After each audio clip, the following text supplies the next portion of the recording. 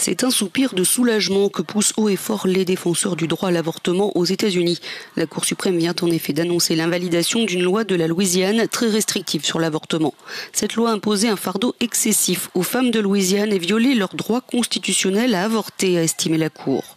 Pour les défenseurs de l'IVG, la loi visait à mettre des bâtons dans les roues des cliniques et sa mise en œuvre aurait entraîné la fermeture de 2 des 3 établissements pratiquant des avortements en Louisiane. Les femmes ont aujourd'hui un accès plus large à la prise de décision, qui, elles le savent, aura un meilleur impact sur leur vie et sur les vies qu'elles choisissent ou non de mettre au monde. Les opposants à l'avortement ont été plus que déçus. C'est un jour malheureux pour les femmes de Louisiane et même pour les femmes de tout le pays qui s'attendent à un certain niveau de soins lorsqu'elles se font opérer. Les avortements ont été entachés depuis le début par des prestataires sans scrupules. Les promoteurs de ce texte en Louisiane, adopté en 2014, plaidaient en effet qu'il s'agissait de protéger les femmes en cas de complications.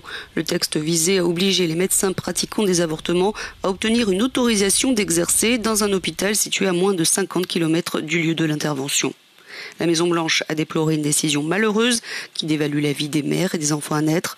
Au-delà de l'enjeu local, le dossier était perçu comme un baromètre de la détermination de la Cour suprême à maintenir son arrêt historique de 1973, Roe versus Wade, qui a reconnu le droit des Américaines à avorter.